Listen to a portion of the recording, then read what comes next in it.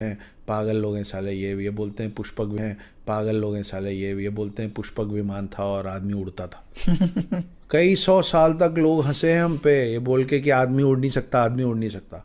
फिर एक दिन राइट ब्रदर्स आए, उन्होंने हवाई जहाज में आदमी बिठा उड़ा दिया। तो बोले this date will be remembered. mentioned in the history forever. This is the day when man can fly.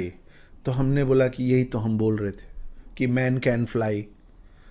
उसको प्रूव करने के लिए तो उसके भी पहले से विमान पुराण लिखा हुआ है, पूरा विमान पुराण लिखा हुआ है कि कैसे विमान का शेप क्या होना चाहिए, उसका एरोडायनेमिक्स क्या होता है, उसमें फ्यूल क्या डलेगा, उसमें पायलट कहाँ बैठेगा उसको। अब आप बोलते हो कि हाँ, जो व्यक्ति विमान पुराण लिखा होगा उसको गुरुत्वाकर्षण की समझ नहीं होगी। क्यों नहीं, बिल्कुल सही है।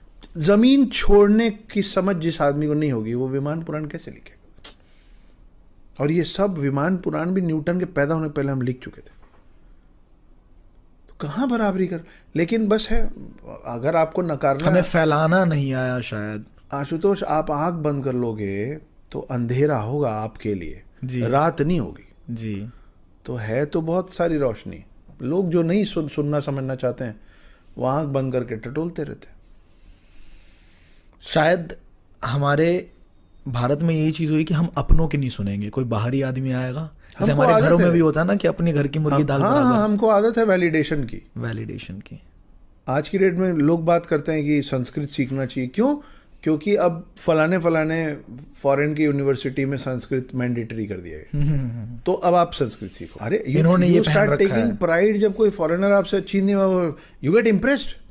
लेकिन आप हिंदी में बात हमें इंग्लिश में बात करनी हम इंग्लिश में, और कोई किसी इंग्लिश महफिल में कोई हिंदी में बात करता है तो